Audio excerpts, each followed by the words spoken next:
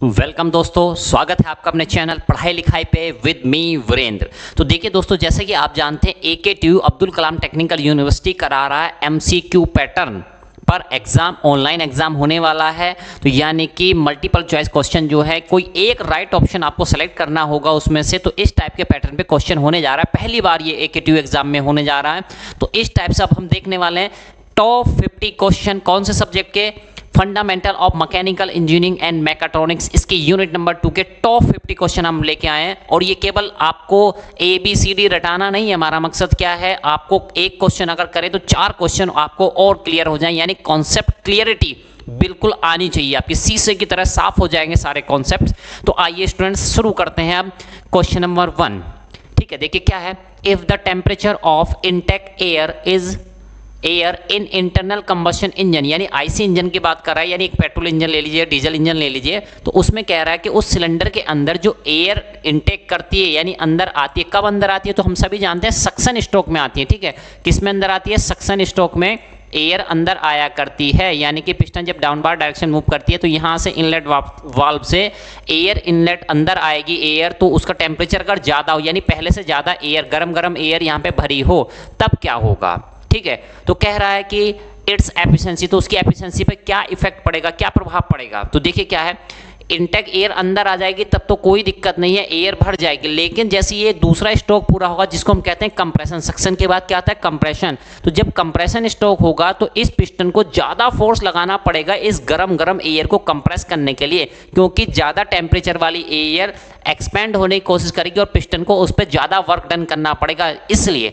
Net work done जो है, वो इंजन जो वर्क प्रोड्यूस कर रहा था उसी में से कुछ वर्क खर्च होगा, तो इसलिए वर्क डन घट जाएगा। और जैसी आउटपुट घटेगी, वर्क डन घटेगा, तो डेफिनेटली एफिशिएंसी विल डिक्रीज। तो यहां से ऑप्शन सही हो गया, एफिशिएंसी विल डिक्रीज। तो देखिए, उसने ये क्वेश्चन ये पूछा है कि एयर जो अंदर आ रही है सक्शन स्ट्रोक में, उसके टेम्परेचर बढ़ जाए तो क्या होगी, एफिशिएंसी डिक्रीज हो जाएगी। इसका रिवर्स क्वेश्चन भी आपसे पूछा जा सकता है कि अगर इनटेक एयर का टेम्परेचर घटा दिया जाए तब क्या होगा। ठीक है, तो आप इस तरह से भी क्वेश्चन पूछा जा सकता है। तो रिवर्स क्वेश्चन के लिए भी आप लोग तैयार रहें। ठीक है, दूसरा क्वेश्चन ये तैयार हुआ। साथ ही साथ एक चीज और देखिए, आपसे अगर ये पूछा जाए कि हीट एडिशन का टेम्परेचर इंक्रीज कर दिया जाए, हीट एडिशन का मतलब जिसको हम Q1 कहते हैं। ठीक है, अगर Q1 इंक्रीज करा दिया जाए, यानी कि जिस टेम्परेचर पे हीट मिल रही है सिलेंडर को, एडिशन हो रहा है, उसको इंक्रीज करा दिया जाए, टेम्परेचर उसका इंक्रीज करा दिया जाए, तब क्या होगा। ठीक है, तो आप जान लीजिए, अगर टेम्परेचर इंक्रीज करा दिया जाएगा तब उस पर क्या प्रभाव पड़ने वाला है, तो definitely efficiency will be increase. ठीक है, एफिशिएंसी वहां पे इंक्रीज हो जाएगी। तो ये इनटेक एयर की बात कर रहा था, हीट एडिशन की बात नहीं कर रहा था। चलिए दोस्तों, नेक्स्ट क्वेश्चन पे चलते हैं। Question number 2, the ignition quality of petrol is measured by. ठीक है, तो देखिए क्या है, फ्यूल कितना अच्छा है, पेट्रोल या डीजल जो भी है, तो वो फ्यूल कितना अच्छा, उसकी क्वालिटी मेजर की जाती है। एक पैमाना है उसको मापने का, क्या है, सीटेन नंबर दिया है, ऑक्टेन नंबर दिया है, कैलोरीफिक वैल्यू दी है, और ऑल ऑफ दीज। ठीक है, तो देखिए क्या है, इसमें क्या कहा, पेट्रोल इंजन के बारे में बात कर रहा है। ठीक है, तो देखिए हम जानते हैं कि भाई क्वालिटी तो सभी चीज़ों से नापी जाती है, लेकिन ये केवल पेट्रोल इंजन की बात कर रहा है, तो पेट्रोल इंजन के केस में सही हो जाएगा ऑक्टेन नंबर। ठीक है, पेट्रोल कितना अच्छा है, उसमें नॉकिंग होगी कि नहीं होगी, डेटोनेशन तो नहीं होगी, यानी बहुत ज़्यादा आवाज़ करते, फटफट की आवाज़ आती है जो कभी गाड़ियाँ चलती हैं। ठीक है, तो उससे एनर्जी लॉस होती है। ठीक है, यानी सिलेंडर में एनर्जी का लॉस होता है, जो एक फ्लेम दूसरी फ्लेम से टकरा जाती है तो उससे एनर्जी का लॉस होता है। तो फिलहाल आप जान लीजिए, पेट्रोल की क्वालिटी मेजर करने के लिए यूज होता है ऑक्टेन नंबर, वहीं डीजल की क्वालिटी मेजर करने के लिए यूज होता है सीटेन नंबर। तो इस क्वेश्चन का हमारा राइट आंसर हो जाएगा option number B, that is octane number. चलिए दोस्तों, अगले पॉइंट पे चलते हैं। The maximum temperature in the IC engine cylinder, यानी एक जो IC इंजन होता है, IC मतलब इंटरनल कंबशन इंजन जो होता है, उसके अंदर सिलेंडर के अंदर जो टेम्परेचर होता है मैक्सिमम किस रेंज में हुआ करता है। तो कुछ रेंज दी है। पहला ऑप्शन दिया आपको 50-100, यानी 50 से 100 डिग्री सेंटीग्रेड, 10,000 से 15,000 डिग्री सेंटीग्रेड, 1500 से लेकर 2000, यानी 1500 से लेकर 2000 डिग्री सेल्सियस। नेक्स्ट लास्ट वाला है 2000 टू 2500। ठीक है, तो देखिए सही राइट ऑप्शन हो जाएगा इसका 2000 से 2500 डिग्री सेंटीग्रेड। तो आप ये जान लीजिए, इस रेंज के आसपास जो भी फटकेगा 2000 से, आपको ऐसे भी देख सकता है, अभी तो देखिए रेंज दी थी, कल को आपको ऐसे भी दे सकता है 500, 1000, 1500, 2000 ऐसे भी दे, तो उस केस में 2000 सही हो जाएगा। यानी कि जो ऑप्शन 2000 से 2500 की रेंज के आसपास ज़्यादा करीब होगा वही आपका हो जाएगा राइट आंसर। तो इस तरह से आपको ध्यान रखना है क्वेश्चन। तो यानी कि वो क्वेश्चन का डाटा न्यूमेरिकल वैल्यू चेंज करके भी आपको दे सकता है। तो इसलिए कॉन्सेप्ट बताया जा रहा है आपको 2000 से 2500 की रेंज के आसपास जो ज़्यादा करीब होगा वही आपका राइट आंसर ऑप्शन हो जाएगा। चलिए fourth question, the operation of forcing additional air under pressure into the engine cylinder is known as. ठीक है, यानी अब देखिए क्या कह रहा है, ये इंजन का सिलेंडर है, ठीक है, ये हो गई इसकी पिस्टन, ठीक है, और ये है आपका कनेक्टिंग रोड, ये हो गई क्रैंक, ठीक है, और ये क्रैंक ऐसे ऐसे ऐसे ऐसे रोटेट करती है, ठीक है। अब देखिए क्या है, कह रहा है कि इस सिलेंडर के अंदर को क्या करना है, आपको एडिशनल एयर, थोड़ी सी एक्स्ट्रा एयर को प्रेशराइज करके भेजना है, जबरदस्ती भेजना है सिलेंडर के अंदर, ठीक है। तो इस प्रोसेस को क्या कहा जाता है, तो आप जान लीजिए। ऑप्शन क्या है इसमें, सुपर चार्जिंग, कार्बोरेशन, टर्बुलेंस और कंप्रेशन। तो देखिए अंदर जबरदस्ती भेज रहे हैं प्रेशराइज करके, डेफिनेटली वो कंप्रेशन तो हो ही रहा है, कंप्रेस तो हो ही रही बेचारी, ठीक है। तो यानी इसका राइट ऑप्शन कंप्रेशन बहुत सारे स्टूडेंट लगा सकते हैं, बट आप जान लीजिए ये प्रोसेस जो होता है उसको बोला जाता है सुपर चार्जिंग। तो देखिए कंप्रेशन हमारे सिलेंडर में कब होता है, ठीक है, पहले सक्शन स्ट्रोक होगा, फिर कंप्रेशन स्ट्रोक, पिस्टन जब ऊपर जाएगी तो एयर फ्यूल का मिक्सचर कंप्रेस होता है, तो उसको कहते हैं कंप्रेशन स्ट्रोक, ठीक है। तो ये कंप्रेशन स्ट्रोक की बात नहीं कर रहा, ये क्या कह रहा है, कंप्रेशन होता है यहाँ पे सिलेंडर के अंदर। अब देखिए सुपर चार्जिंग क्या होता है, सिलेंडर के बाहर एयर है उसको वहीं पे कंप्रेस करेंगे, सिलेंडर के बाहर कंप्रेस करेंगे, फिर सिलेंडर के अंदर भेजा जा रहा है। तो इस टाइप का जो प्रोसेस होता है उसको बोलते हैं सुपर चार्जिंग। उस एयर को पहले से चार्ज करके यानी उसका प्रेशर बढ़ा के सिलेंडर के अंदर भेजा जा रहा है। तो ये कंफ्यूजिंग क्वेश्चन हो सकता था, इसलिए हमने इस पार्ट को यहाँ पे लिया है। चलिए दोस्तों नेक्स्ट पार्ट देखते हैं, question number 5, the theoretical correct air fuel ratio for petrol engine is of the order of. तो कह रहा है थ्योरेटिकली, देखिए मान लिया जैसे कि 1 किलोग्राम कोयला है, ठीक है, क्या है 1 किलोग्राम आपने क्या लिया, कोयला लिया, कोल लिया, ठीक है। अब उसको जलाने के लिए भाई कुछ ऑक्सीजन की कुछ एयर की जरूरत तो होगी, मान लिया कितने की, 10 किलोग्राम की, कितने की जरूरत है, 10 किलोग्राम की जरूरत है। तो अब आप खुद समझ सकते हैं कि भाई 1 किलोग्राम फ्यूल को, पेट्रोल को या कोयले को जलाने के लिए मान लिया 10 किलोग्राम की जरूरत है, एग्जैक्ट वैल्यू डिफरेंट हो सकती है।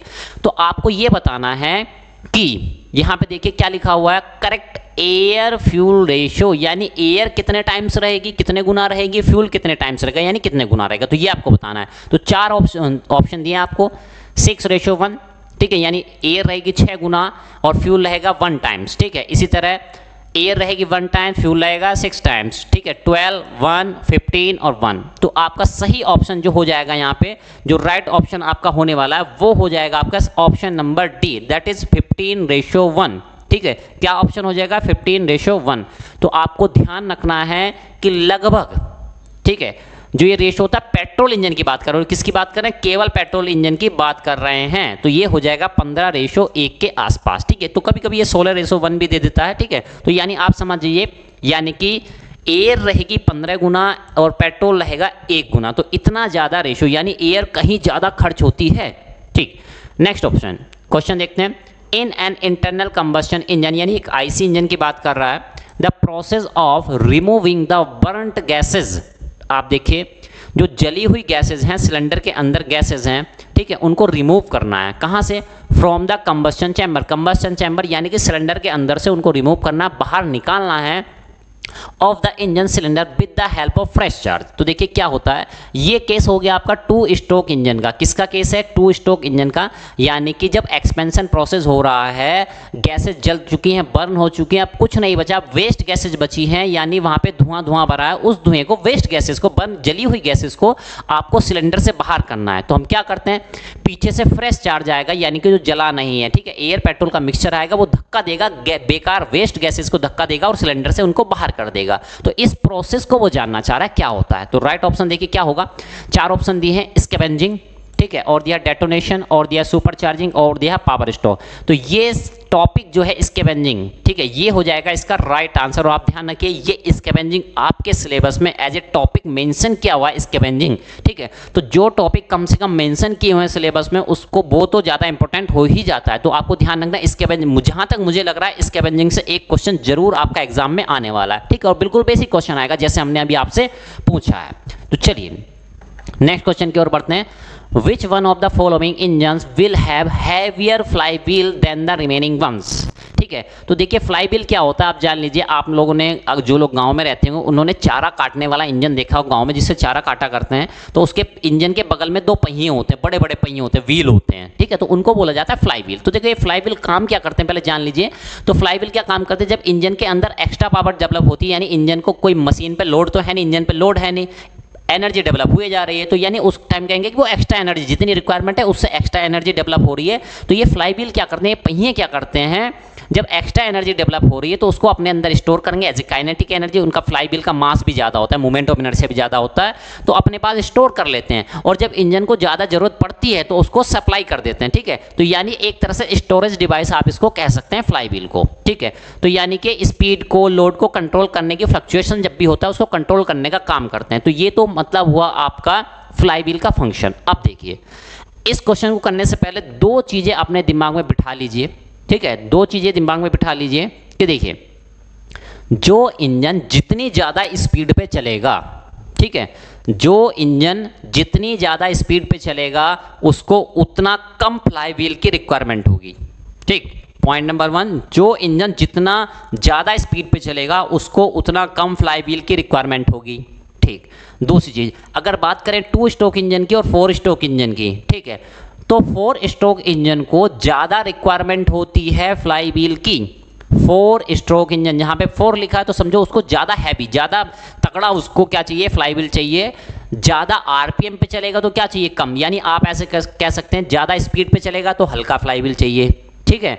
और 2 स्ट्रोक अगर कम होंगे तो भी कम चाहिए उसको। तो ये कॉम्बिनेशन अब इन क्वेश्चन में हमें सर्च करना है, ठीक है। तो ये पॉइंट जो मैंने बताया इसको बेटा नोट कर लीजिएगा। इससे क्या होगा, यही क्वेश्चन नहीं, अगर इस टॉपिक पे कोई और भी क्वेश्चन आएगा तो वो आप क्लियर आउट उसको कर पाएंगे, ठीक है। तो देखिए पहले देखते हैं power, 50 kilowatt, 50 kilowatt, 50 kilowatt, 50 kilowatt. तो पावर सेम है सबकी, तो भाई पावर से तो हम कुछ नहीं कर सकते। अब देखते हैं 4 स्ट्रोक 2 स्ट्रोक। तो हमने अभी आपको बताया, तो इसने क्या पूछा पहले ये देख लेते हैं। Which will have heavier flywheel, यानी किसको ज़्यादा तगड़े फ्लाईव्हील की जरूरत पड़ने वाली है, ठीक है। तो हमने बताया 4 स्ट्रोक को ज़्यादा तगड़े फ्लाईव्हील की जरूरत पड़ती है, 2 स्ट्रोक को कम। तो पहले देखते हैं 4 स्ट्रोक कहाँ पे है। तो ये 4 स्ट्रोक है, ये यानी 2 ऑप्शन में आपको 4 स्ट्रोक दिखाई दे रहा है, ठीक है। तो यानी कि 2 स्ट्रोक वाले तो ऑप्शन आप कट आउट कर ही दीजिए, ठीक है, इनको तो बाहर ही कर दीजिए, ठीक ठीक। तीसरा पॉइंट हमने बताया था, जो ज़्यादा स्पीड पे चलेगा उसको चाहिए होगी कम फ्लाईव्हील, कम हैवी हल्का फ्लाईव्हील चाहिए होगा। और इसने पूछा किसको हैवियर, ज़्यादा तगड़ा चाहिए होगा। तो भाई जो कम स्पीड पे चलेगा उसको चाहिए होगा हैवियर। तो ये रहा कम वाला ऑप्शन। देखो ये 1500 है, 1500 है, 750, ठीक। तो राइट ऑप्शन हो जाएगा आपका ऑप्शन नंबर डी, ठीक है। राइट ऑप्शन कौन सा हो जाएगा, ऑप्शन नंबर डी हो जाएगा आपका। चलिए दोस्तों आगे बढ़ते हैं। Which is compressed in diesel engine cylinder, यानी डीजल इंजन जो सिलेंडर होता है उसके अंदर किस चीज़ को कंप्रेस किया जाता है, यानी कंप्रेशन स्ट्रोक जो होता है उसमें किस चीज़ को हम कंप्रेस करते हैं। तो आप जान लीजिए डीजल इंजन में केवल और केवल ओनली एंड ओनली एयर को कंप्रेस किया जाता है। लेकिन हाँ एक बात और ध्यान रखिए, मैंने तो ऑप्शन लगा दिया, लेकिन आप कभी भी अगर क्वेश्चन करें तो प्लीज़ बेटा चारों ऑप्शन पहले पढ़ लीजिएगा। तो देखो क्या है, एयर अलोन, केवल एयर को, air and fuel, air and fuel को तो ये तो पेट्रोल वाले केस में होता है ना, एयर एंड लुब्रिकेटिंग ऑयल, ठीक है। तो ये नहीं होता ऑप्शन फ्यूल अलोन। तो फ्यूल अलोन तो कभी कंप्रेस किया ही नहीं जाता, ठीक है। तो यहाँ पे हो गया आपका एयर अलोन, दैट इज 8 का हो गया आपका ए ऑप्शन सही। चलिए नेक्स्ट क्वेश्चन पे चलते हैं, question number 10। Which of the following is not an internal combustion engine, कह रहा है कि इनमें से कौन सा इंटरनल कंबस्शन इंजन नहीं है, ठीक है, आईसी इंजन नहीं है, यानी ऐसा सिलेंडर नहीं है, ऐसा इंजन नहीं है जिसमें फ्यूल क्या कहते हैं, सिलेंडर के अंदर कंबस्शन होता है, तेल जो होता है, फ्यूल जो होता है, चार्ज जो होता है वो जलता है, ठीक है। तो देखिए 2 स्ट्रोक पेट्रोल इंजन, तो भाई पेट्रोल स्ट्रोक तो आईसी इंजन है, इंटरनल कंबस्शन इंजन है। 4 स्ट्रोक पेट्रोल इंजन, भाई पेट्रोल इंजन क्या है, फिर से चाहे 2 स्ट्रोक चाहे 4 स्ट्रोक हो, उससे मतलब नहीं है, ठीक है। तो ये क्या है, आपके सभी के सभी होते हैं क्या, इंटरनल कंबस्शन इंजन। नेक्स्ट देखें थर्ड, 4 स्ट्रोक डीजल इंजन, अरे भाई डीजल इंजन भी होता है, आईसी इंजन वो भी होता है, ठीक है, उसमें भी फ्यूल का कंबस्शन होता है, सिलेंडर के अंदर ही होता है। नेक्स्ट स्टीम टरबाइन, ये नहीं होगा भाई, स्टीम टरबाइन में फ्यूल का कंबस्शन होता ही नहीं है, टरबाइन में नहीं होता, भट्टी में होता है अलग, ठीक है। तो इसका राइट ऑप्शन हो जाएगा ये, यानी स्टीम टरबाइन जो होती है वो इंटरनल कंबस्शन इंजन आपका नहीं होती है। Right option is D.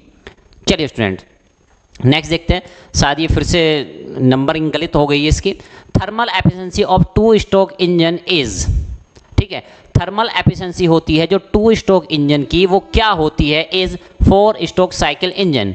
यानी कह रहा है कि 2 स्ट्रोक इंजन जो होता है उसकी थर्मल एफिशिएंसी, ठीक है, 4 स्ट्रोक साइकिल इंजन से ज़्यादा होती है, कम होती है, इक्वल होती है, क्या होती है? तो आप जान लीजिए 2 स्ट्रोक इंजन की एफिशिएंसी हमेशा होती है कम, किससे? 4 स्ट्रोक इंजन से, क्योंकि 4 स्ट्रोक इंजन को पूरा समय मिलता है फ्यूल से एनर्जी निचोड़ लेने का, यूटिलाइज करने का उसका, जबकि 2 स्ट्रोक को उतना समय नहीं मिल पाता है। तो ध्यान रखिएगा, अगर 2 स्ट्रोक और 4 स्ट्रोक का कंपैरिजन किया जा रहा है तो 4 स्ट्रोक इंजन की एफिशिएंसी हमेशा हो जाएगी ज़्यादा। तो इसका मतलब इसने क्या पूछा था ये देख लेते हैं।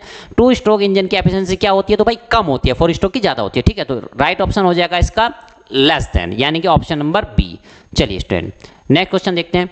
In a petrol engine air fuel mixture is ignited with, ठीक है, इन ए पेट्रोल इंजन की बात कर रहा है, तो उसमें फ्यूल मिक्सचर जो होता है, एयर फ्यूल मिक्सचर यानी एयरोफ्यूल का मिक्सचर जो होता है, उसको इग्नाइट जलाते कैसे हैं उसकी, ठीक है, यानी उसको बर्निंग करना जो स्टार्ट करते हैं, इग्नाइट करते हैं, वो किस चीज़ से करते हैं? तो देखिए ऑप्शन क्या है, fuel pump, fuel injector, spark plug, none of these. तो राइट ऑप्शन हो जाएगा यहाँ पे स्पार्क प्लग। तो पेट्रोल इंजन में होता है स्पार्क प्लग, डीजल इंजन में स्पार्क प्लग नहीं होता, इसको भी नोट डाउन कर लीजिएगा।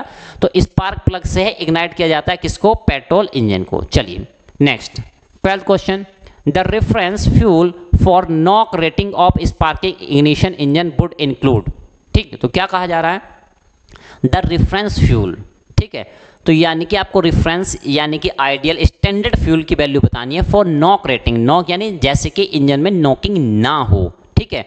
तो उसके लिए क्या कहा? Spark ignition engine would include, ठीक है। तो ऐसा इंजन जिसमें नॉकिंग ना होती, डेटोनेशन ना होती हो, यानी एनर्जी लॉस ना हो, आवाज़ ना आती हो, ठीक है, जैसे नॉक करते हैं, दरवाजा नॉक करते हैं, उस टाइप की आवाज़ आती है इंजन से, ठीक है। तो ये ना हो तो उसके लिए हम रेफरेंस फ्यूल मानते हैं किसी को, ठीक है। तो वो रेफरेंस फ्यूल क्या है, ठीक है, और किसके केस में पूछा है? देखिए स्पार्क इग्निशन, तो दैट इज पेट्रोल इंजन के केस में बात की जा रही है। तो ये राइट ऑप्शन क्या हो जाएगा? देखिए iso octane and alpha methyl naphthalene, ठीक है, यानी ऑक्टेन और नेफ्थलीन का कॉम्बिनेशन है। दूसरा नॉर्मल ऑक्टेन एंड एनिलीन, ठीक है, तो ये कौन सी चीज़ है भाई? पता नहीं। चलिए iso octane and normal hexane, ठीक है, ये भी नहीं समझ में आ रहा है। Normal heptane and iso octane, तो राइट ऑप्शन हो जाएगा normal heptane and iso octane. तो ध्यान रखना है, ये इससे पहले भी ये क्वेश्चन कर चुके हैं कि भाई आइसो ऑक्टेन और नॉर्मल हेप्टेन का जो क्या कहते हैं कॉम्बिनेशन होता है, ये पेट्रोल के लिए इस्तेमाल किया जाता है।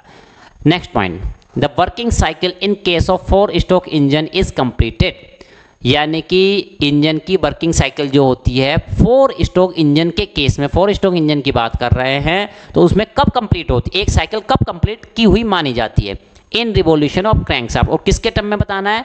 रिवॉल्यूशन ऑफ क्रैंकशाफ्ट, यानी ऐसे चक्कर, कितने चक्करों में कंप्लीट हो जाती है, ठीक है, क्रैंकशाफ्ट के। तो देख लेना 4 स्ट्रोक की बात कर रहा है, तो 4 स्ट्रोक में क्या होता है? सक्शन, फिर कंप्रेशन, ठीक है, फिर एक्सपेंशन, फिर पावर स्ट्रोक, ठीक है, सॉरी एग्जॉस्ट। तो 4 स्ट्रोक होते हैं, 4 स्ट्रोक होते हैं, यानी कि 2 रिवॉल्यूशन। कितने? 2 रिवॉल्यूशन। तो देखिए इसमें क्या दिया था? 1/2, 1, 2 एंड 4, सारे वो ऑप्शन रहेंगे जो आपको कंफ्यूज कर सकते हैं। तो राइट ऑप्शन है 2। तो 2 रिवॉल्यूशन में कंप्लीट हो जाती है 4 स्ट्रोक इंजन की कंप्लीट साइकिल।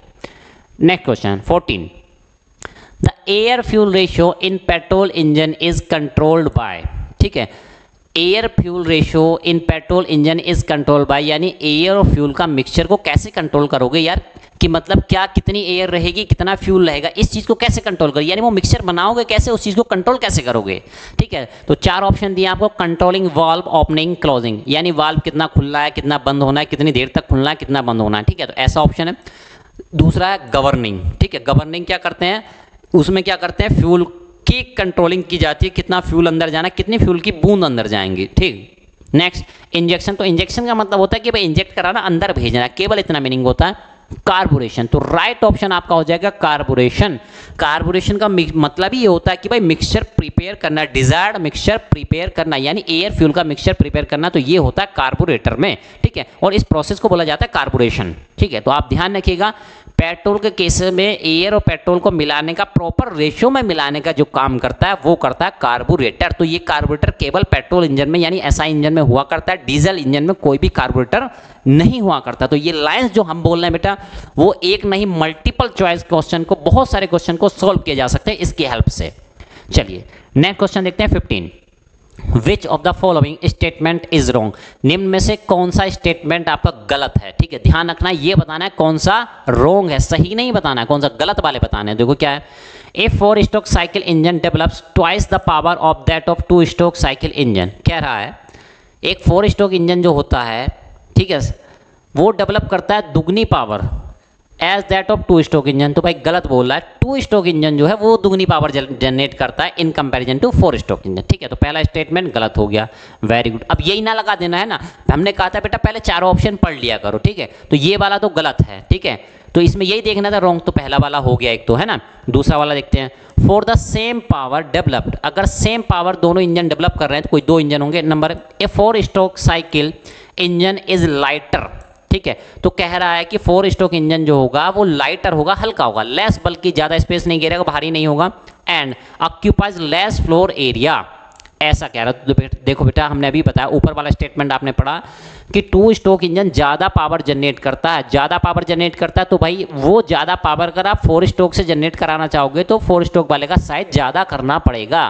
और ये क्या कह रहा है, लाइटर होता है, हल्का होता है, कम स्पेस घेरता है, ऑक्यूपाइज लेस फ्लोर एरिया, हल्का होता है, तो गलत बात। तो ये स्टेटमेंट भी गलत है। ठीक है, और हमें गलत ही छाड़ना था, तो हमारे नज़रिए से यहाँ पे दोनों ऑप्शन सही हो गए। अब आप खुद देख पा रहे हैं भाई 2 ऑप्शन हमारे सही हो गए, रॉन्ग छाड़ना था, दोनों रॉन्ग बात है। ठीक है, दोनों गलत बात थी, तो यही हमारे राइट ऑप्शन हो गए। अब देखिए, और देखो तीसरा क्या है, तीसरा स्टेटमेंट दिया और दिया है ऑल ऑफ द अबव। तो भाई ऐसा तो ऑप्शन दिया नहीं है कि 1 और 2 ओनली या ए और बी ओनली, तो डेफिनेटली तीसरा वाला भी सही होगा भाई, ऑल ऑफ द अबव हमारा ऑप्शन सही होने वाला। फिर भी हम देख लेते हैं सी स्टेटमेंट को, the petrol engine are costly than diesel engine. बिल्कुल गलत बात कही गई है, पेट्रोल इंजन कॉस्टली नहीं होता है। ठीक है, पेट्रोल की गाड़ी क्या होती है, सस्ती आती है, लेकिन उसका जो फ्यूल है जब रनिंग करते हैं रनिंग कॉस्ट ज़्यादा होती है। डीजल इंजन की गाड़ी खरीदोगे तो वो महंगी आती है, ठीक है, लेकिन उसका फ्यूल सस्ता होता है, यानी उसकी रनिंग कॉस्ट। तो ये स्टेटमेंट भी गलत होगी, यानी हमारे ये स्टेटमेंट भी सही। तो हमारा राइट ऑप्शन हो जाएगा option number D, that is all of the above, यानी कि सारे के सारे स्टेटमेंट रॉन्ग थे। ठीक है, और रॉन्ग वाले ही हमें सेलेक्ट करने थे। नेक्स्ट देखते हैं, in diesel engine, diesel engine के केस में the fuel is ignited by, अभी देखो पेट्रोल वाला क्या था, पेट्रोल इंजन में पेट्रोल को एयर फ्यूल मिक्सचर को किससे इग्नाइट करते थे, स्पार्क प्लग से। अब पूछा डीजल इंजन में किससे इग्नाइट करोगे, तो देखो फिर दिया स्पार्क प्लग, इंजेक्टेड फ्यूल यानी जो फ्यूल इंजेक्ट किया जाता है, सी दिया heat resulting from compressing air, यानी कि एयर को कंप्रेस करने से जो हीट जनरेट होती है उससे, that is supplied for combustion, उसी से कंबशन आपका हो जाता है। ठीक है, और नेक्स्ट है इग्निशन। तो भाई देखो सी ऑप्शन सही हो जाएगा, यानी कि डीजल में क्या करते हैं, एयर को कंप्रेस करते हैं, कंप्रेस करते जाते हैं और इतना कंप्रेस कर देते हैं कि उसका टेम्परेचर बहुत ज़्यादा बढ़ता है, और जैसे ही फ्यूल की स्प्रे की जाती है, सिलेंडर के अंदर फ्यूल आता है, वो बर्न होने लगता है क्योंकि कंप्रेस एयर के पास इतनी ज़्यादा हीट हो जाती है। ठीक है, तो right option is C.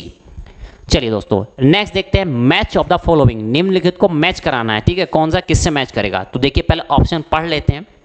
Fuel injector, ठीक है, यानी फ्यूल जिससे इंजेक्ट किया जाता है, तो आप जानते हैं कि डीजल इंजन में, सीआई इंजन में होता है फ्यूल इंजेक्टर, पहला पॉइंट। स्पार्क प्लग, तो पेट्रोल इंजन में या एसआई इंजन में होता है spark plug. Charge, petrol engine में अंदर जाता है क्या, स्पार्क क्या जाता है, एयर और फ्यूल का मिक्सचर, जिसको चार्ज बोला जाता है, और डीजल इंजन में अंदर जाती है केबल और केल एयर। तो यानी 2 डीजल इंजन को सूट कर रहे हैं, 2 पेट्रोल इंजन को ही सूट कर रहे हैं। अब देखते हैं, तो देखो क्या करते हैं, एयर, तो एयर को किया जाता है भाई साहब फिल्टर, एयर को क्या करते हैं, एयर को करते हैं फिल्टर, हमेशा ध्यान रखिएगा।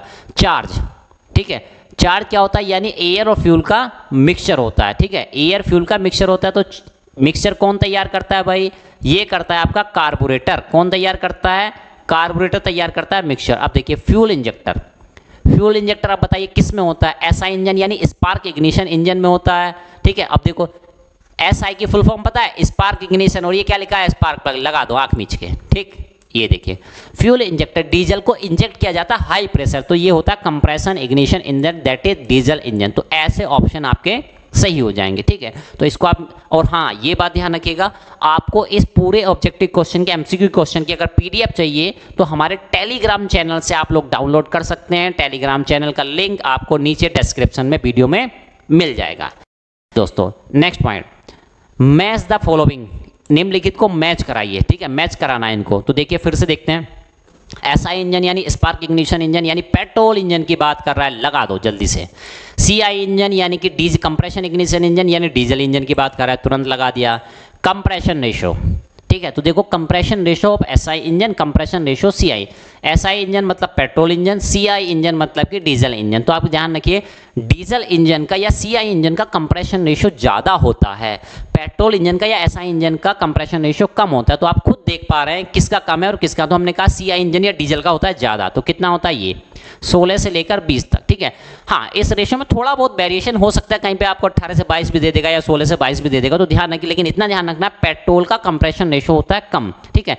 यानी कितना ज़्यादा उसको मिक्सचर को आप कंप्रेस कर रहे हैं, जितना ज़्यादा कंप्रेस कर रहे हैं उतना ज़्यादा कंप्रेशन रेशो। तो डीजल इंजन में कंपेरेटिवली ज़्यादा कंप्रेस किया जाता है, ठीक है। और लास्ट ऑप्शन बताया दैट इज पेट्रोल इंजन में होता है 6 to 12 की रेंज में। आइए नेक्स्ट क्वेश्चन की ओर मूव करते हैं। मैच द फॉलोइंग, निम्नलिखित को मैच कराना है आपको। देखिए इन ईच स्ट्रोक, प्रत्येक स्ट्रोक में क्रैंक रोटेट्स, क्रैंक कितने डिग्री रोटेट करती है, हर एक स्ट्रोक में क्रैंक कितने डिग्री रोटेट करती है। Very good. चलिए अभी ये क्लियर नहीं हो पा रहा, लेकिन 2 स्ट्रोक इंजन है कि 4 स्ट्रोक, चलो आगे छोड़ते हैं, भी बाकी चीज़ें पढ़ते हैं। मैक्सिमम टेम्परेचर इन सिलेंडर, ठीक है, इन डिग्री सेंटीग्रेड। एक सिलेंडर के अंदर मैक्सिमम टेम्परेचर की रेंज क्या होती है इन डिग्री सेंटीग्रेड। तो देखो भाई हमने बताया था 2000 से 2500 के आसपास, तो ये ऑप्शन मैच कर रहा है, ठीक है। तो भाई जो मैच करता जा रहा है उसको लगाते जाओ, जिसमें डाउट हो उसको छोड़ते जाओ, अभी बाद में देखेंगे। Angle rotated by the crank in 1 cycle 2 stroke engine in degrees. तो कह रहा है कि एंगल रोटेट, कितना एंगल घूम जाती है क्रैंक, क्रैंक एक साइकिल में, देखो क्या लिखा है इन 1 साइकिल, एक साइकिल में कितनी डिग्री घूम जाती है, और किस में 2 स्ट्रोक इंजन की बात कर रहा है। तो 2 स्ट्रोक इंजन की एक साइकिल जो होती है कंप्लीट हो जाती है कितने में, 2 स्ट्रोक में कंप्लीट होती है, या 1 रिवॉल्यूशन। तो 1 रिवॉल्यूशन को आप कितने डिग्री कहते हैं भाई, एक चक्कर को कितना डिग्री कहते हैं, 360 डिग्री। चलो ये मैच हो गया। अब देखिए ये वाला ऑप्शन मैच हो जाएगा तुरंत, मैक्सिमम सॉरी ये वाला पहला वाला in each stroke crank rotate degree, degree में पूछा तो भाई न्यूमेरिकल वैल्यू होगी, अब हो गया 180 डिग्री। चलिए अब ऑक्टेन नंबर सीटेन नंबर हम पहले ही डिस्कस करते हैं। ऑक्टेन नंबर होता है पेट्रोल के लिए यूज, और सीटेन नंबर होता है किसके लिए, डीजल इंजन के लिए यूज होता है। तो देखिए राइट चॉइस आपकी ऐसे हो गई, यानी कभी कभी ऑप्शन को देख के भी आप लोग आंसर खुद ब खुद गैस कर सकते हैं। और इसमें हमने 5 ऑप्शन दिए थे ताकि थोड़ा ज़्यादा कन्फ्यूजन आपको क्रिएट हो यहाँ पे। नेक्स्ट क्वेश्चन की बात करें, 20 question, mark the statement true और फॉल्स। तो यहाँ पे ट्रू बताना है और आपको फॉल्स बताना है, ठीक है। तो इस टाइप के भी क्वेश्चन आपके एग्जाम में आ सकते हैं। तो या ऐसे तो नहीं आएंगे, स्टेटमेंट हमने दिए हैं आपको, लेकिन वहाँ पे तो ABCD या ट्रू फॉल्स वाला ट्रिक करने को भी आ सकता है, क्योंकि ऑनलाइन एग्जाम है तो उसमें ट्रू फॉल्स भी आ सकते हैं। तो इसलिए कुछ क्वेश्चन हमने लिए हैं ट्रू और फॉल्स के। देखिए पहला part, 2 stroke engine produces more power, 2 stroke engine जो होता है वो ज़्यादा पावर प्रोड्यूस करता है, यह सही बात लग रही है। देन 4 स्ट्रोक इंजन, बिल्कुल सही बात लग रही है। तो फर्स्ट वाला हो जाएगा आपका क्या, ट्रू हो जाएगा। फर्स्ट ऑप्शन क्या हो जाएगा आपका, ट्रू हो जाएगा। चलिए आगे बढ़ते हैं, ठीक। तो ये हो गया हमारा ट्रू, तो इसके आगे हम लिख दे रहे हैं ट्रू, ठीक है। हालांकि PDF आपको मिल जाएगी वहाँ पे। 2 stroke engine have more efficiency than 4 stroke engine, गलत बात कह रहा है। 2 स्ट्रोक इंजन में ज़्यादा एफिशिएंसी नहीं होती है, वो ज़्यादा वर्क डन करता है, ठीक है, लेकिन उसके लिए ज़्यादा एनर्जी भी खाता है, तो इनपुट भी ज़्यादा लेता है उसके लिए, ठीक है। तो ध्यान रखिएगा 2 स्ट्रोक इंजन, हाँ कॉन्सेप्ट ध्यान रखिएगा, 2 स्ट्रोक इंजन ज़्यादा पावर प्रोड्यूस करता है बट उसकी एफिशिएंसी होती है लेस, ठीक है। तो ये स्टेटमेंट कैसा हो जाएगा हमारा, दूसरा वाला स्टेटमेंट ये हो जाएगा हमारा फॉल्स, ठीक है। तो हम कट लगा देंगे इसको, है ना, ये हो जाएगा फॉल्स। तीसरा option, 2 stroke engine producer much noise, कह रहा है 2 स्ट्रोक इंजन जो होता है ज़्यादा नॉइज प्रोड्यूस करता है, बिल्कुल सही बात कह रहा है, ठीक है। तो 2 स्ट्रोक इंजन जो होता है कम टाइम में उसको सारे प्रोसेस करने होते हैं, जल्दी जल्दी सारे प्रोसेस पूरे करने होते हैं, इसलिए वो नॉइज भी और वाइब्रेशन भी बहुत ज़्यादा क्रिएट करता है, ठीक है। तो सी वाला हो जाएगा आपका राइट, यानी कि ट्रू। चलिए डी वाले पे देखते हैं, there is no valve in 2 stroke engine, कह रहा है कि 2 स्ट्रोक वाला जो इंजन होता है उसमें वाल्व नहीं होते हैं, ठीक है। तो जान लीजिए 2 स्ट्रोक इंजन में होते हैं पोर्ट्स, क्या होते हैं पोर्ट्स। तो ये स्टेटमेंट गलत हो जाएगा कि भाई वाल्व नहीं होते हैं, 2 स्ट्रोक इंजन में होते हैं पोर्ट्स, और जबकि 4 स्ट्रोक इंजन में क्या होते हैं हमारे वाल्व्स होते हैं, इनलेट वाल्व या ठीक है, और एग्जॉस्ट वाल्व इस तरह से, और जबकि इसमें क्या होते हैं पोर्ट होते हैं, ठीक है, पोर्ट काम करते हैं सारे। नेक्स्ट देखते हैं E portion, 4 stroke engine have no port, सही बात, 4 स्ट्रोक इंजन में कोई पोर्ट्स नहीं होते, इसमें होते वाल्व, ठीक है। तो पोर्ट्स वाले को वाल्व कर दिया इन्होंने, है ना, जिस पे वाल्व रखना था वहाँ पोर्ट कर दिया, जहाँ पोर्ट रखना था वहाँ वाल्व कर दिया, ठीक है। तो इस तरह से ये दोनों ऑप्शन गलत हो गए। तो इससे आपके ये 2 कॉन्सेप्ट भी क्लियर हो गए कि भाई 4 स्ट्रोक इंजन में पोर्ट वाल्व होते हैं, जबकि 2 स्ट्रोक इंजन में होते हैं पोर्ट्स। चलिए नेक्स्ट एफ वाला देखते हैं, 4 stroke engine require more cooling and lubrication. देखिए कह रहा है कि 4 स्ट्रोक इंजन ज़्यादा रिक्वायर करते हैं, उनको ज़्यादा चाहिए क्या, कूलिंग एंड लुब्रिकेशन। जी नहीं, 2 स्ट्रोक इंजन अपना सारा कार्य जल्दी जल्दी करते हैं, आधे समय में वो सारी चीज़ें पूरी कर लेते हैं, तो ज़्यादा हीट भी जनरेट होती है, एनर्जी जनरेट होती है, तो वो ज़्यादा गर्म हो जाते हैं, इसलिए उनको कूलिंग की रिक्वायरमेंट, लुब्रिकेटिंग ऑयल की रिक्वायरमेंट ज़्यादा होती है। तो ये स्टेटमेंट हो गया हमारा फॉल्स, ठीक है, कि भाई 4 स्ट्रोक को नहीं चाहिए, किसको चाहिए, 2 स्ट्रोक वाले को चाहिए होती है।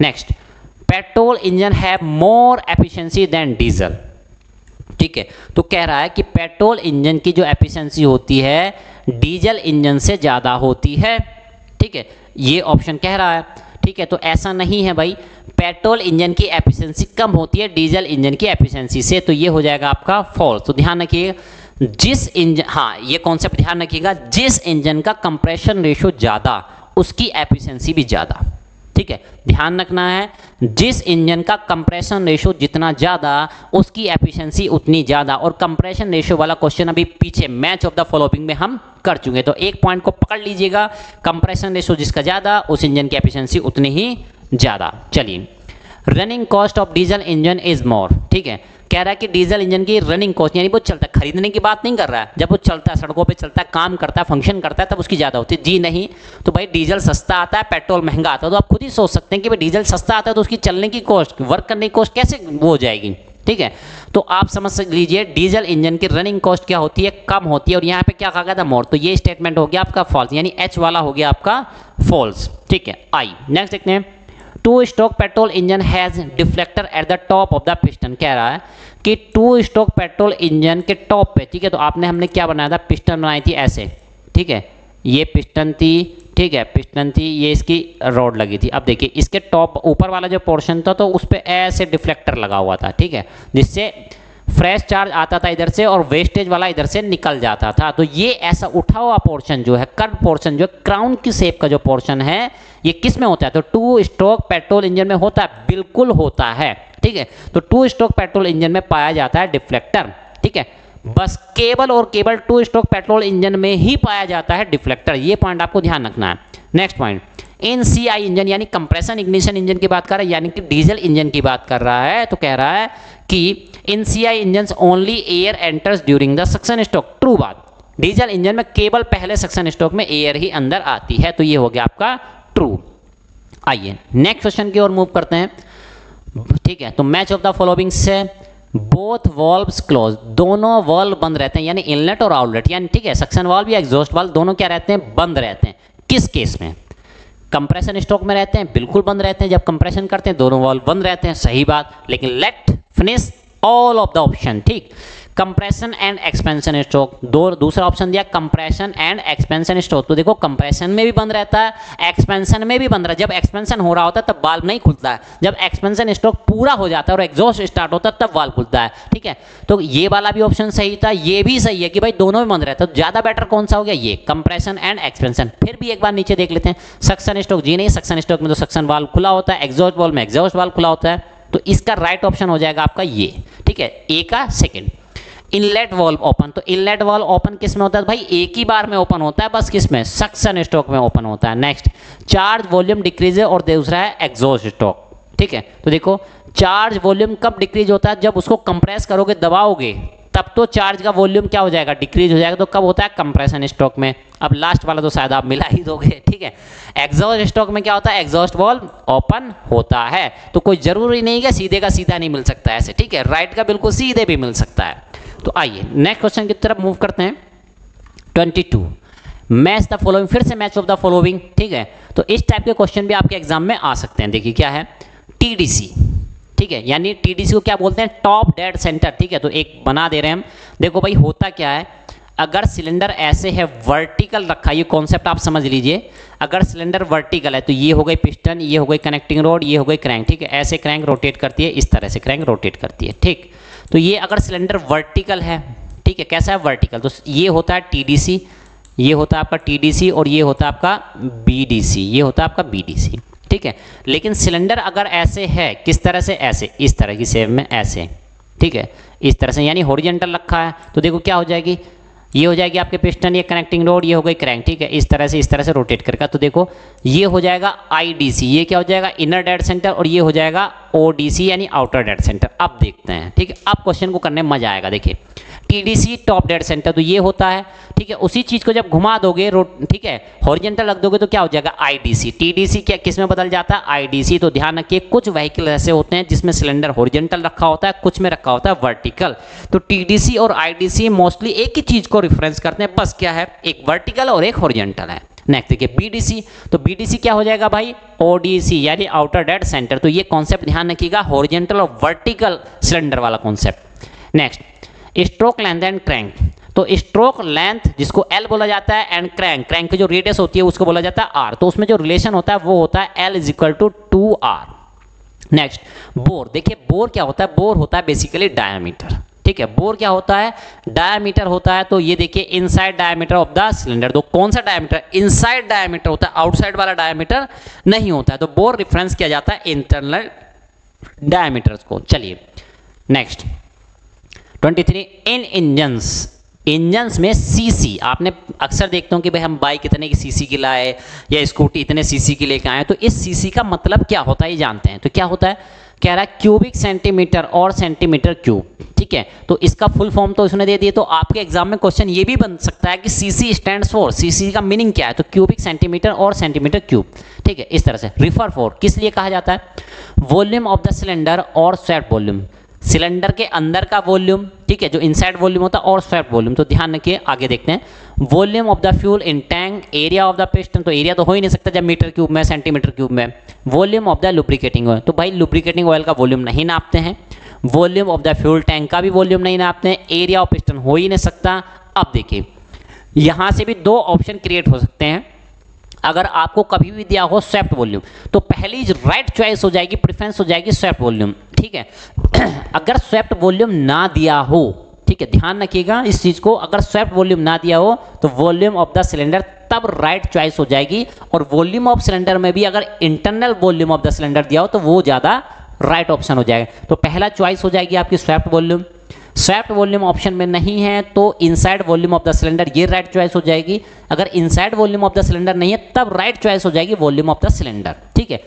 तो ये ध्यान रखना आपको सीसी, यानी कि इस तरह से आप कह सकते हैं कि सिलेंडर के अंदर जो फ्यूल का वॉल्यूम आता है उसकी बात करे जा रहे हैं, यानी पिस्टन जितना वॉल्यूम स्वेप्ट करती है, ट्रेवल करती है, वो वॉल्यूम की बात कर रहे हैं। चलिए next question, match of the following फिर से आ गया है। देखिए 4 स्ट्रोक इंजन, 4 स्ट्रोक इंजन है, 2 स्ट्रोक इंजन है, एक्सटर्नल कंबशन इंजन है, ठीक है, और क्या है टीडीसी टू बीडीसी मोशन। तो देखिए 4 स्ट्रोक इंजन, एक साइकिल कितने, देखो यहाँ क्या दिया 2 revolution of crank, steam engine 1 revolution of, क्या भाई रिवोल्यूशन ऑफ क्रैंक यानी साइकिल पूरी हो रही है। तो देखो 4 स्ट्रोक इंजन की एक जो साइकिल पूरी होती है वो होती है 2 रिवोल्यूशन में। तो ए का तो पहला सही हो गया। 2 स्ट्रोक इंजन, तो 2 स्ट्रोक की पूरी कब होती है, 1 स्ट्रोक में पूरी हो जाती है, ठीक। एक्सटर्नल कंबशन इंजन, तो एक्सटर्नल कंबशन इंजन का एग्जांपल होता है स्टीम इंजन, यानी कि उसमें जो कोयला जलाया जाता है, स्टीम बनाई जाती है, कोयले को जलाते हैं सिलेंडर से बाहर। आपने देखा होगा पुरानी मूवीज में ट्रेन वगैरह में क्या करते हैं, गुंडे पीछे पड़े हैं, विलन पीछे पड़े हैं और ट्रेन में कोयला झोंके जा रहे, कभी कभी हीरोइन दिखाई जाती है, हीरोइन कोयला झोंक रही है, तो ठीक है। तो वो सिलेंडर, अब वो आग आपको जलती हुई दिखती है, यानी वो सिलेंडर में नहीं जल रही, सिलेंडर के बाहर जल रही है, ठीक है। उस हीट का इस्तेमाल स्टीम बनाने के लिए करेंगे, वो स्टीम सिलेंडर के अंदर जाएगी, तब उससे वर्क डन जनरेट होता है, ठीक है।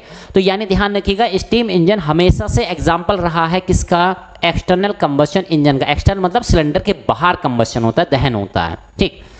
तो नेक्स्ट है टीडीसी टू बीडीसी, तो टीडीसी टू बीडीसी जो पिस्टन का मोशन होता है उसको कहा जाता है 1 stroke. Next A 4 stroke engine is 1 विच, कह रहा है कि एक 4 स्ट्रोक इंजन जो होता है वो होता है, क्या होता है, 4 ऑप्शन दिए हैं, तो देखो ध्यान से पढ़ना है, बहुत ही माइन्यूट डिफरेंस है, ठीक है। तो 4 स्ट्रोक इंजन की बात करें तो हम जान लीजिए 4 स्ट्रोक इंजन अपनी एक साइकिल पूरी करता है 4 स्ट्रोक में, पिस्टन के 4 स्ट्रोक में और क्रैंक के 2 रिवोल्यूशन में, ठीक है।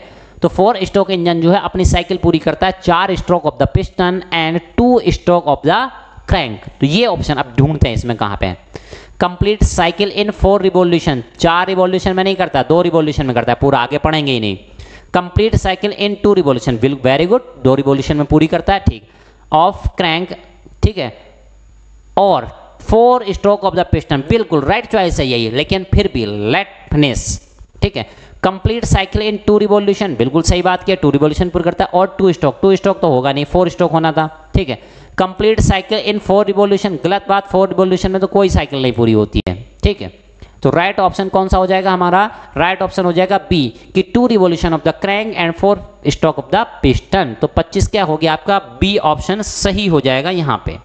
चलिए next question 26, which is an example of IC engine? IC engine का एग्जाम्पल इनमें से कौन सा है? देखिए पेट्रोल इंजन, तो डेफिनेटली पेट्रोल इंजन होता है आपका IC engine, internal combustion engine. Diesel engine, diesel engine भी होता है। Next steam engine, steam engine तो एक्सटर्नल कंबशन इंजन का एग्जांपल है। अभी पीछे एक क्वेश्चन पढ़े थे तुरंत अब, ठीक है। तो ये क्या है? Both A and B. तो सही बात है भाई, ए वाला भी सही है, बी वाला। तो इसलिए कहा जाता है कि भाई कभी ज़्यादा खुशी में है ना पेट्रोल इंजन बस यही वाला था लगा के चले आओ, तो ऐसा नहीं करना है। पहले सारे के सारे ऑप्शन आप लोगों को पढ़ ले हैं। तो इस तरह से भी एग्जामिनर चालाकी कर सकता है आपके साथ। तो both A and B is right. Next efficiency of heat engine, ठीक है। तो हीट इंजन की एफिशिएंसी क्या होती है, ठीक है, इस तरह से आपको बताना है, ठीक है। तो देखिए आप जान लीजिए, पहले हीट इंजन का एक फोटो मैं बना दे रहा हूँ आपके लिए। तो देखिए क्या है, ये आपका हीट इंजन हो गया, ठीक है, इस तरह से, ठीक। तो देखिए ये ऊपर वाला जो टेम्परेचर होता है इसको बोला जाता है हाइयर टेम्परेचर, इसको क्या बोला जाता है? TH यानी हाइयर टेम्परेचर। नीचे वाले टेम्परेचर को बोला जाता है TL लोअर टेम्परेचर, ठीक है। और इंजन से क्या मिलता है हमको? वर्क डन मिलता है। क्या मिलता है? वर्क डन मिला करता है, ठीक है। ये हो गई Q1, ठीक है, Q1 हीट हो गई जो कि आपको सोर्स से मिलेगी। और ये आपका हो गया हीट इंजन, ये क्या हो गया आपका? हीट इंजन, ठीक। तो देखिए आप समझिए चीज़ों को। और ये रिजेक्ट कितनी हीट होगी? Q2। हीट कितनी रिजेक्ट होगी? Q2। तो ये फोटो आपके दिमाग में बिठा दीजिए। चलिए the efficiency of heat engine, ठीक है, एफिशिएंसी ऑफ हीट इंजन कितनी होती है? तो देखिए eta is equal to 1 - TH/TL। तो हम जान लीजिए बेटा हीट इंजन की एफिशिएंसी जो होती है वो लिखी जाती है इस फॉर्म में, eta equal to 1 - TL divide by TH, ठीक है, इस फॉर्म में TH डिवाइड बाई TH, ठीक है। तो 1 अलग है सेपरेट, TL के डिवाइड में TH है। तो देखिए कौन सा ऑप्शन हो गया? माइनस वाला, लेकिन ऊपर TH नहीं होगा, ये प्लस वाला है तो गलत हो जाएगा। 1 - TL, तो यही सही हो जाएगा। तो C ऑप्शन यहाँ पे राइट ऑप्शन हो जाएगा। नेक्स्ट ए हीट इंजन कन्वर्ट्स, एक हीट इंजन क्या होता है? बहुत ही बेसिक क्वेश्चन है। एक हीट इंजन क्या होता है? कन्वर्ट्स, क्या चीज़ कन्वर्ट करता है? मैकेनिकल एनर्जी को हीट एनर्जी में। जी नहीं, हीट एनर्जी तो सिलेंडर के अंदर आग लगाते हैं तो हीट एनर्जी जनरेट होती है, वो उसको मैकेनिकल एनर्जी में कन्वर्ट करता है। Heat energy into mechanical energy, बिल्कुल यही सही हो जाएगा। लेकिन फिर भी लास्ट ऑप्शन तक जाएंगे हम, ये ऑप्शन हमको सही लग रहा है। Heat energy into electrical energy, भाई हीट इलेक्ट्रिकल एनर्जी में थोड़ी ना कन्वर्ट करता, डायनेमो थोड़ी है वो, ठीक है। और देखिए chemical energy into heat energy, बिल्कुल गलत। हीट एनर्जी में तो कन्वर्ट ही नहीं करता, मैकेनिकल एनर्जी में कन्वर्ट करता है। तो अब हम कह सकते हैं कि ये सही हो गया। तो देखिए कभी आपके पास हीट इंजन सही करने का अगर मौका आए, उसमें ऑप्शन हो chemical energy into mechanical energy, तो वो ज़्यादा राइट क्वेश्चन हो जाएगा, राइट ऑप्शन हो जाएगा। क्यों? आप इंजन को, सिलेंडर को फ्यूल डालते हो, फ्यूल देते हो। फ्यूल क्या? एक केमिकल है, ठीक है। उसको क्या करता है? वो पहले उसको जलता है तो हीट एनर्जी डेवलप होती है। हीट एनर्जी के बाद मैकेनिकल एनर्जी, यानी गाड़ी आगे बढ़ती है, पहिए आगे बढ़ते हैं, ठीक है। तो वो मैकेनिकल एनर्जी। अगर कहीं पे ऑप्शन हो chemical energy into mechanical energy, तो वो ज़्यादा बेटर ऑप्शन हो जाएगा in comparison to heat energy into mechanical energy, ठीक है। तो ये डाउट भी अपना क्लियर करते हुए रहिएगा। चलिए next, if T1 equal to 600, T2 is equal to 300, then COP of heat pump, ठीक है। तो T1 यानी कि हाइयर टेम्परेचर है, T2 ये क्या है? लोअर टेम्परेचर है। तो देखिए COP ऑफ हीट पंप क्या हुआ करता है? तो COP ऑफ हीट पंप हुआ करता है T higher divide by T higher minus T lower. तो ये फॉर्मूला आपको याद होना चाहिए था, ठीक है, कि T higher minus T lower. तो इसके अकॉर्डिंग आप देखिए। और हाँ एक ध्यान रखिएगा, ये टेम्परेचर जब भी रखे जाएंगे आपको केल्विन में ही रखने, बहुत ही इंपॉर्टेंट पॉइंट है। कल को एग्जामिनर आपको यहाँ पे, मैंने तो केल्विन में दिया है लेकिन आपको डिग्री सेंटीग्रेड में दे देगा, तो आपको उसको केल्विन में कन्वर्ट करना पड़ेगा, तभी आप इस फॉर्मूले में रखें, नहीं तो गलत कर बैठेंगे। और डिग्री सेंटीग्रेड को अगर केल्विन में कन्वर्ट करना है तो डिग्री सेंटीग्रेड वाली वैल्यू में 273 आप जोड़ देंगे, ऐड कर देंगे, तो वो कन्वर्ट हो जाएगा केल्विन में, ठीक।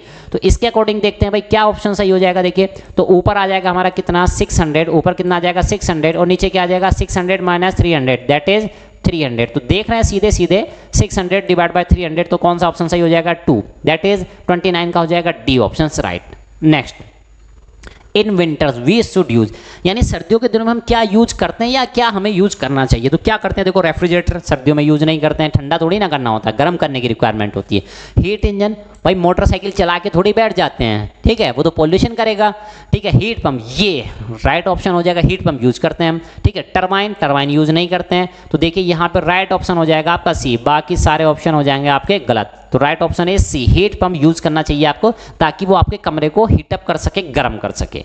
नेक्स्ट 1 TR, ठीक है, 1 TR इक्वल होता है किसके?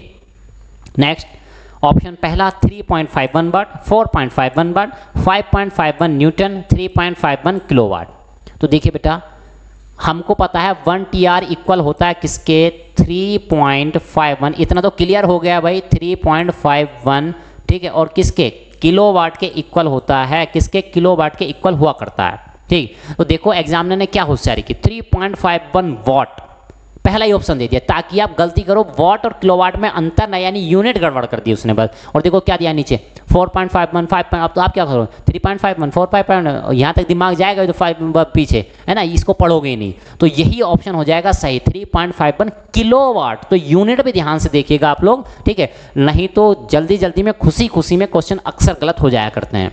नेक्स्ट, इन डोमेस्टिक रेफ्रिजरेटर, एक डोमेस्टिक रेफ्रिजरेटर जो होता है उसमें कौन सा रेफ्रिजरेंट या कौन सी गैस हम यूज करते हैं? तो देखिए कौन सा है, अमोनिया यूज करते हैं कि मेथेन यूज करते हैं कि एयर यूज करते हैं कि वाटर यूज करते हैं? तो आप जान लीजिए डोमेस्टिक रेफ्रिजरेटर में जो रेफ्रिजरेंट यूज होता है मोस्टली या कॉमनली सामान्यतः हम करते हैं अमोनिया। तो कर तो और भी बहुत सारे सकते हैं लेकिन सामान्यतः नॉर्मली हम करते हैं अमोनिया। यानी इन ऑप्शन के लिहाज से अगर देखा जाए तो अमोनिया राइट ऑप्शन है, ठीक। Next, COP stand for, COP का मीनिंग क्या होता है भाई? देखो coefficient of parameter, constant of performance, coefficient of performance, all of the above. तो भाई कोएफिशिएंट का जो राइट मीनिंग होता है वो होता है कोएफिशिएंट ऑफ परफॉर्मेंस। तो सी ऑप्शन यहां पे हो जाएगा सही। नेक्स्ट देखिए, अकॉर्डिंग टू द फिगर, यानी इस फिगर के हिसाब से आपको चलना है, बाकी आपके जो दिमाग में हो वो अलग चीज है, लेकिन अभी आपको इसके हिसाब से चलना है, ठीक। COP ऑफ रेफ्रिजरेटर, रेफ्रिजरेटर का COP क्या होता है? तो हम जानते हैं रेफ्रिजरेटर का COP होता है ये Q2, ठीक है, इसको रेफ्रिजरेटर नाम दे दिया जाए, ठीक है। क्या है ये? रेफ्रिजरेटर है। तो लोअर टेम्परेचर पे हीट सप्लाई की जाती है, Q2 दी जाएगी, और उसको हायर हीट को दे देगा हायर टेम्परेचर पे, दैट इज TH। देखिए क्या है, तो रेफ्रिजरेटर का इसका फॉर्मूला जो आता है वो आता है आपका Q2 डिवाइड बाय W, और W को क्या कह सकते हैं? W को आप कह सकते हैं क्या? Q1 minus Q2। तो आपको ऐसा भी हो सकता है कि भाई Q2 डिवाइड बाय W दे दे या Q2 divide by Q1 minus Q2। अब देखिए इसमें कहाँ है, ठीक। तो देखिए ये रहा ऑप्शन Q1 डिवाइड बाई, ये तो गलत हो गया, Q1 ऊपर आएगा नहीं, TL, ठीक है। तो देखो भाई अगर इनको हीट को, ठीक है, ये हीट जो रेशियो है Q2 divide by Q1 minus, तो इनको ऐसे भी लिख सकते हैं T2, ठीक है, T2 यानी TL divide by TH minus TL, ऐसे भी लिखा जा सकता है। तो आपको ध्यान रखना है कि इस तरह से भी लिख सकते हैं, यानी टेम्परेचर की फॉर्म में भी लिख सकते हैं और हीट की फॉर्म में भी लिख सकते हैं। बट ध्यान रखिएगा, तो TL divide by TH right option है, लेकिन Q2 divide by Q1 minus Q2 ये भी राइट ऑप्शन है, दोनों मैच कर रहे हैं। तो बोथ B एंड C, तो राइट ऑप्शन क्या हो जाएगा इसका? Both B and C, D option is right choice. और हाँ एक बात और ध्यान रखिएगा बेटा, जब आपको कहे आइडियल है, परफेक्ट है, ठीक है, कारनोट है, ऐसे शब्द यूज हो तभी TL divide by TH minus TL। तो इसने यहाँ पे कुछ भी नहीं कहा था, ठीक है, यहाँ पे इसने कुछ नहीं कहा था, लेकिन दो ऑप्शन, और हाँ ये ऑप्शन दिया था कि both B and C, B और C भी हो सकते, तो इसलिए हमने लगाया है बोथ B एंड C। लेकिन अगर बोथ B एंड C ना होता, सपोज करो बोथ B एंड C की जगह होता नन ऑफ दीज, तो हम केवल Q2 डिवाइड, Q वाला फॉर्मूला सही हो जाता है, क्योंकि दोनों को साथ में रखने वाला ऑप्शन नहीं था, इसलिए Q वाले को पहले प्रेफरेंस देंगे, ठीक है। लेकिन यहाँ पे दोनों को इंक्लूड करने वाला ऑप्शन था, इसलिए हमने D वाले को राइट चॉइस माना। नेक्स्ट, अकॉर्डिंग टू फिगर, इस फिगर के अकॉर्डिंग, ठीक है, वही फिगर है फिर से, ठीक है, COP ऑफ हीट पंप। अब इसको क्या कर देना है? ये हीट पंप बना देना है, इसको क्या बना देना है? Heat pump. चलो, तो हीट पंप का COP क्या होता है? देखो बेटा जान लो, हीट पंप का COP होता है Q1, यानी जितनी हीट रिजेक्ट करता है divide by Q1 minus Q2, ठीक है, ये होता है। तो देखो कहाँ पे राइट, गलत, ऊपर Q1 आना है, Q1 आना है, ऊपर Q1 आ रहा है लेकिन नीचे प्लस आ रहा है, तो ये भी गलत हो जाएगा, ये हो गया राइट ऑप्शन D, ठीक है।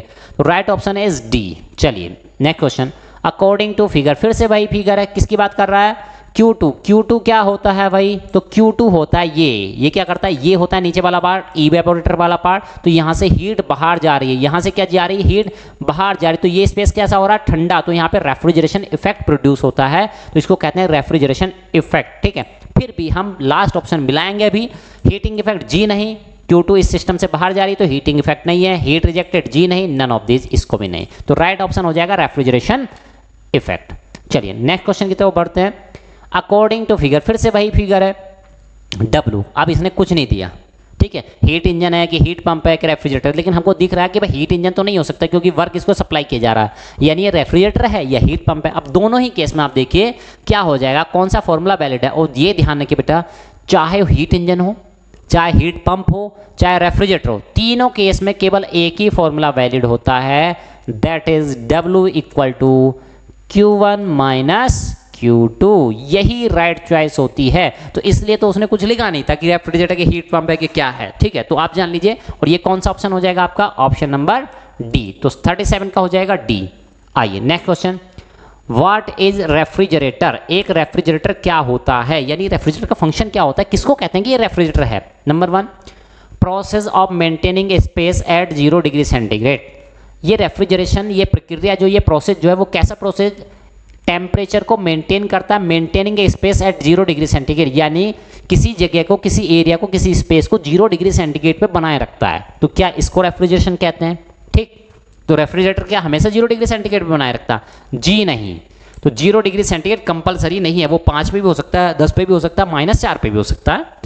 Process of maintaining space below और अबव सराउंडिंग टेम्परेचर, तो बेटा देखो हम बता दें आपको, रेफ्रिजरेटर जो होता है, रेफ्रिजरेशन प्रोसेस जो होता है, किसी स्पेस को सराउंडिंग जो होती है, जो आपका वातावरण होता है, उससे कम तापमान पर बनाए रखना, ठीक है, कम टेम्परेचर पर मेंटेन रखना सराउंडिंग से, एटमॉस्फेयर से, उसको कहते हैं रेफ्रिजरेशन। और देखिए कम तापमान पर बनाए रखना, इसका मतलब ये नहीं कि ज़्यादा तापमान पर बनाए रख सकता, नहीं, केवल और केवल कम तापमान पर ही बनाए रख सकता है, ज़्यादा तापमान पर नहीं बनाए रख सकता रेफ्रिजरेटर, और 0 डिग्री सेंटीग्रेड वाली कोई लिमिट नहीं है, तो पहले देखेंगे वो हमारे पास है कि नहीं।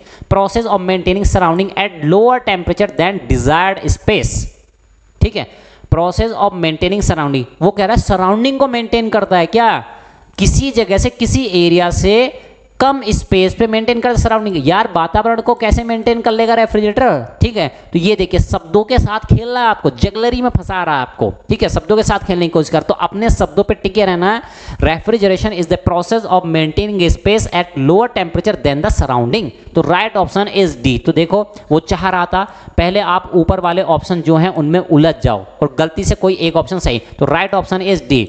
तो it is a process of maintaining space at low temperature than surrounding, surrounding से कम तापमान पर। और देखो सी क्या दिया था इसने, नालायक ने सी दिया हुआ था क्या, कि सराउंडिंग को कम तापमान पर बनाए रखना है डिजायर टेम्परेचर, तो यार कंफ्यूजन क्रिएट करना चाह रहा था आपके दिमाग में।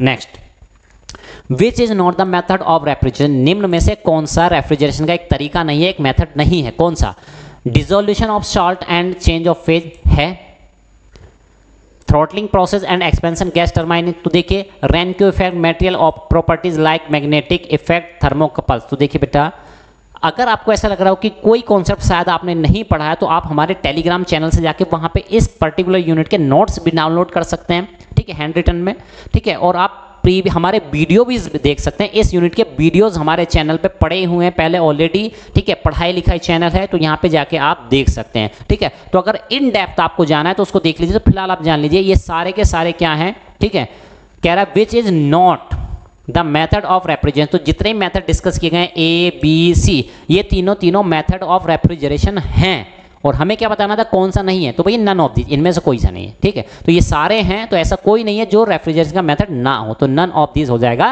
Right option.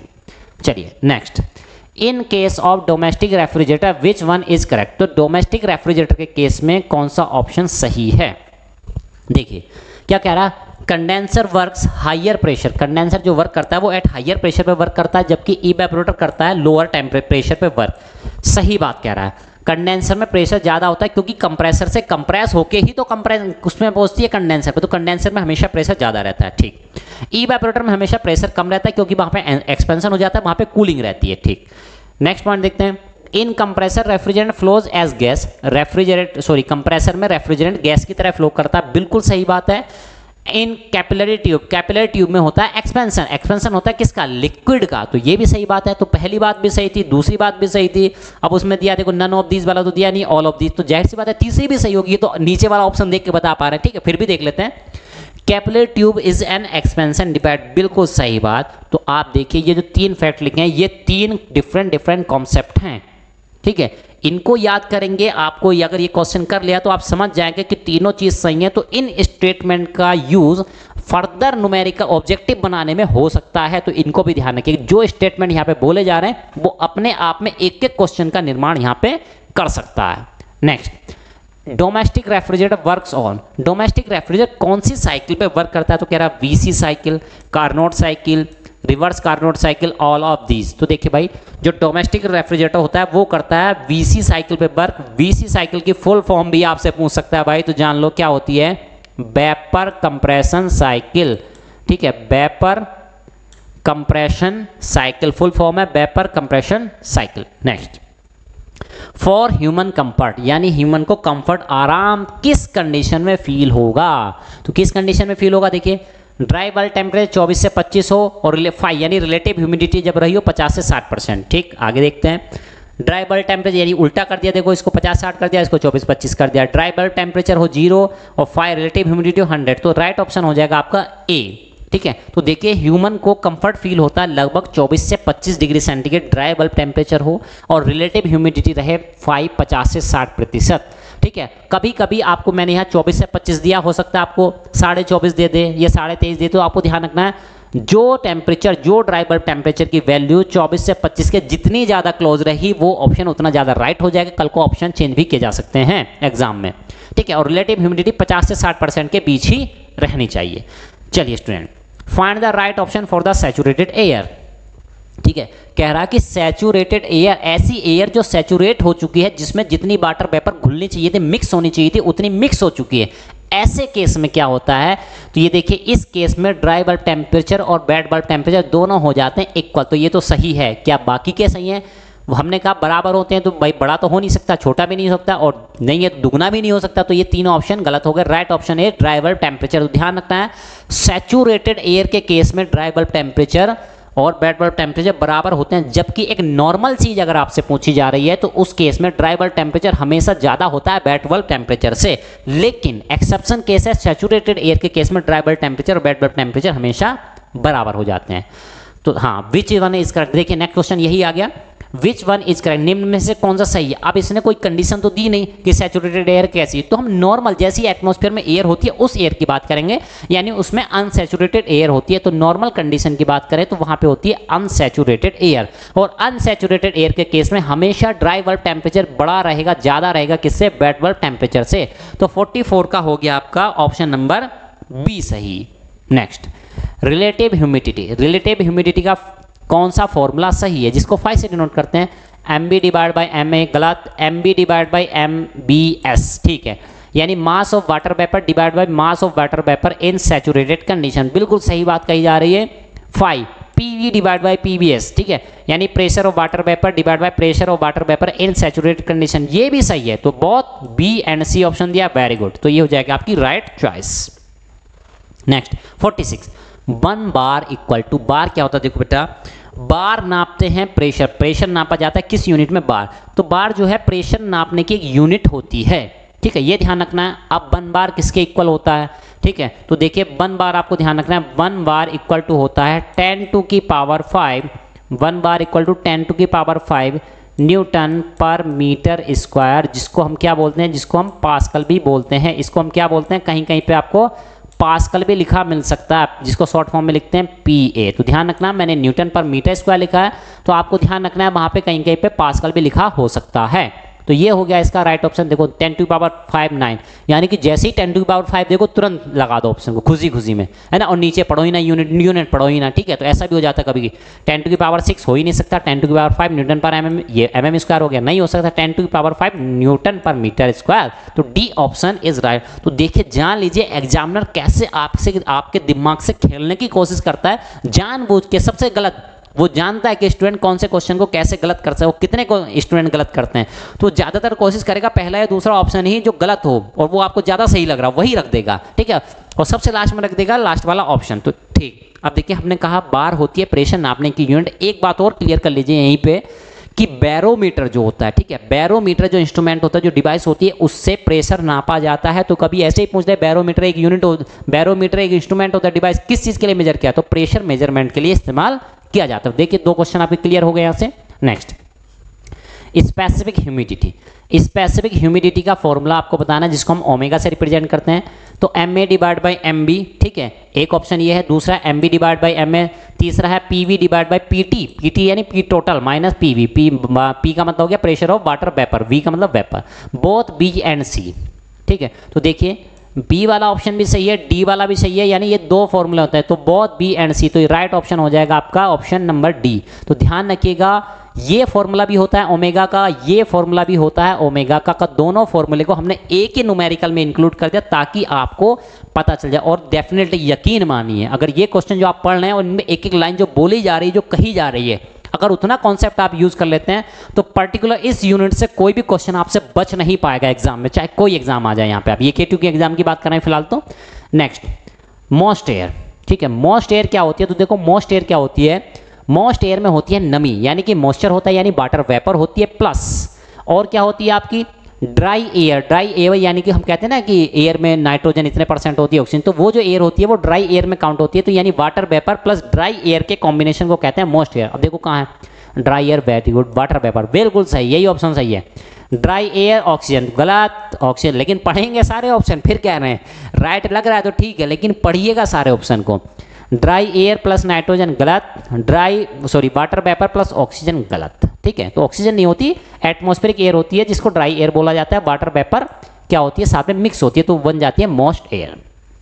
Next question, the branch of science in which we study about moist air is called, ठीक है। तो विज्ञान की वह शाखा, विज्ञान की साइंस की वो ब्रांच जिसमें हम स्टडी करते हैं अबाउट किसके बारे में, मोस्ट एयर के बारे में। तो मोस्ट एयर भी हमने बताया है, उसको क्या कहते हैं, तो उसको कहा जाता है साइकोमेट्री। साइकोमेट्री फिजिक्स नहीं कहते हैं भाई, मैकेनिकल इंजीनियरिंग भी नहीं कहते हैं, ठीक है, साइकोमेट्री कहते हैं। बायोलॉजी नहीं कहते, जीव जंतु के बारे में अध्ययन करते हैं, ठीक है। तो राइट ऑप्शन हो जाएगा psychometry. Next, the simultaneous control of velocity, humidity, temperature ETC यानी एक्सेट्रा इज कॉल्ड एज, यानी कि एक साथ जब कंट्रोल की जाती हैं चीज़ें, जैसे कि वेलोसिटी को भी कंट्रोल किया जाता है, ह्यूमिडिटी को भी कंट्रोल किया जाता है, टेम्परेचर को भी कंट्रोल किया जाता है, और प्योरिटी ऑफ एयर को भी, इसमें एक चीज़ और जुड़ सकती थी, प्योरिटी ऑफ एयर को भी, यानी इतनी सारी चीज़ों को जब एक साथ कंट्रोल करते हैं तो इस चीज़ को क्या कहते हैं, तो कहा गया refrigeration, air conditioning, cooling, none of the. तो राइट ऑप्शन हो जाएगा एयर कंडीशनिंग। तो ध्यान रखना है, रेफ्रिजरेशन में हम केवल और केवल टेम्परेचर को कंट्रोल करते हैं, जबकि एयर कंडीशनिंग में कंट्रोल करते हैं मेनली 4 चीज़ों को, velocity of air, humidity of air, temperature and purity of air. ये 4 चीज़ों को कंट्रोल करते हैं एयर कंडीशनिंग में। तो तभी तो कहा जाता है कि एयर को पर्टिकुलर कंडीशन में लेकर, particular velocity, particular humidity, particular temperature, particular purity of air पे लेके आते हैं, ठीक। तो ये टॉप 50 क्वेश्चन थे। उम्मीद करता हूं कि ये क्वेश्चन अगर आपने कर लिए तो AKTU के एग्जाम में आप मात नहीं खा सकते। AKTU के एग्जाम को फोड़ के आने वाले हैं आप लोग, ठीक है। तो चलिए, और भी इंटरेस्टिंग वीडियो को देखने के लिए या और भी अगले यूनिट के वीडियोस देखने के लिए वेट कीजिए हमारे चैनल पे, पढ़ाई लिखाई पे with me Virendra. Thank you, धन्यवाद, जय हिंद।